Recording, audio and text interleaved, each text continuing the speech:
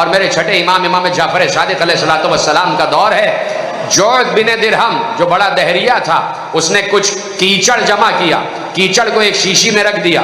جب شیشی میں رکھا تو کیچڑ سڑا، جب وہ سڑا تو اس میں سے کیڑے پیدا ہو گئے، کیونکہ اس میں بہت سے اجزاء شامل تھے، اس میں کیڑے پیدا ہو گئے۔ تو اس نے کہا دیکھو ان کیڑوں کا خالق میں ہوں، ان کیڑوں کا خالق میں ہوں، تم کہتے ہو کہ تمہارا رب خالق ہے، میں بھی خالق ہوں، میں ان کیڑوں کا خالق ہوں۔ یعنی ایک قسم حیات یہ ہے کہ کیچڑ میں سے کیڑا پیدا ہو جائے، کوئی چیز خراب ہو جائے تو اس میں سے کیڑا پیدا ہو جائے۔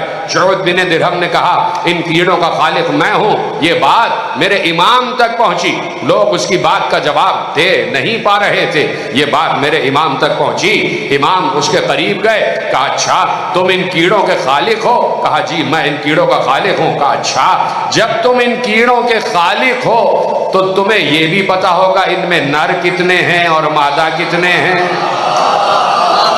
تمہیں یہ بھی معلوم ہوگا ان میں نر کتنے ہیں اور مادہ کتنے ہیں۔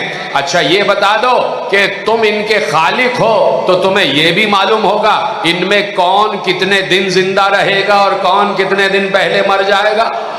اچھا تم ان کے خالق ہو تو تمہیں ان پر اختیار بھی ہے، اس لیے کہ خالق کا مخلوق پر اختیار ہوتا ہے۔ تم ان کے خالق ہو تو تمہارا ان پر اختیار بھی ہونا چاہیے۔ یہ کہو کہ جو دائیں کو جا رہے ہیں ان سے کہو بائیں مڑ جائیں، جو بائیں جا رہے ہیں ان سے کہو دائیں مڑ جائے، اور اگر تم نہ بتا سکو تو مجھ سے پوچھو، میں بتاؤں گا ان میں نر کتنے ہیں، مادہ کتنے ہیں، کون کتنے دن جیے گا، کون کتنے دن پہلے مر جائے گا۔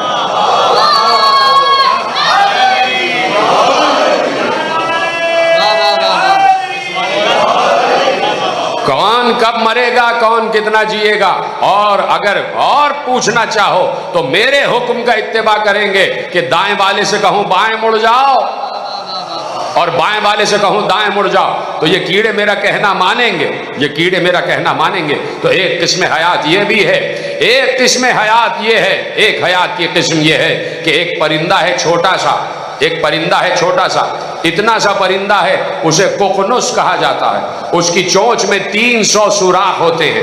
وہ بلند پہاڑ جو دریا اور سمندر کے کنارے پہاڑ ہوتے ہیں ان کی چوٹیوں پر جا کر گھونسلہ بناتا ہے، اور گھونسلہ بنا کر اس پر ٹھہر جاتا ہے، اس میں رہنے لگتا ہے۔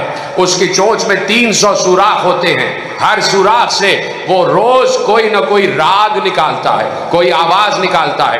جب 300واں دن آ جاتا ہے، جب اس کی زندگی کا آخری دن آتا ہے تو وہ اپنے آخری سوراخ میں سے ایک آواز نکالتا ہے۔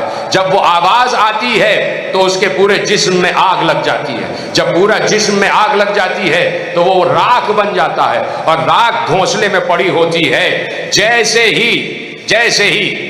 ہی بہار کی پہلی بارش کا پہلا قطرہ اس گھونسلے میں پڑتا ہے اور وہ پانی کا قطرہ اس کی جلی ہوئی راکھ پر پڑتا ہے تو اس میں سے ایک نیا ققنس جنم لے لیتا ہے۔ سلامت رہیں، یہ ہے خدا کی قدرت، یہ ہے خدا کی قدرت، یہ ہے موت و حیات کی اقسام۔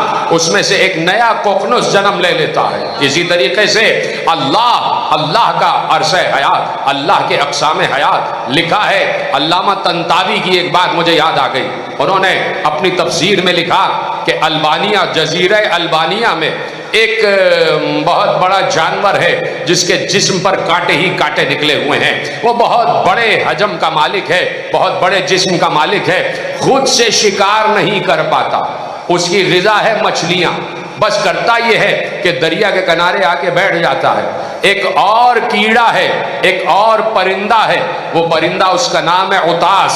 وہ اتاس پرندہ وہ جا کے دریاؤں میں سے مچھلی کا شکار کرتا ہے، اور مچھلی کا شکار کر کے وہ اس کیڑے کے پاس، اس جانور کے پاس جسے سقاکہ کہتے ہیں، اس جانور کے پاس کہ جو دریا کے کنارے پڑا رہتا ہے وہ لاتا ہے، اور اتاس جو پرندہ ہے اس کی غذا چھوٹے چھوٹے کیڑے کھانا اس کی غذا ہوتی ہے، وہ ان کیڑوں کی تلاش میں رہتا ہے۔ وہ کرتا یہ ہے کہ جیسے ہی یہ بڑا سا جانور دریا کے کنارے آ کے بیٹھ جاتا ہے یہ اپنا منہ کھولتا ہے، اتاس پرندہ دریا سے مچھلی کا شکار کرتا ہے، اور مچھلی کا شکار کرنے کے بعد اس کے منہ میں لا کے ڈال دیتا ہے۔ اس کے منہ میں سلامت رہیں، یہی طریقہ ہے، قدرت خدا کی بات ہو رہی ہے، اس میں مول میں اس کے منہ میں لا کے ڈال دیتا ہے۔ یہ جانور جسے سقاکہ کہتے ہیں یہ اس کو چباتا ہے، مچھلی کو چباتا ہے اور مچھلی کھاتا ہے۔ مچھلی کے گوشت کے ٹکڑے اس کے دانتوں میں رہ جاتے ہیں، جب وہ دانتوں میں رہ جاتے ہیں تو تھوڑی دیر بعد وہ خراب ہو کے کیڑا بن جاتے ہیں۔ جو سمجھ گیا ان کو سلام ہے۔ تھوڑی دیر کے بعد وہ جو مچھلی کا گوشت اس کے مسوڑوں میں لگ کر خراب ہو جاتا ہے، وہ کیڑا بن جاتا ہے، اور یہی کیڑا اس پرندے کی غذا ہے۔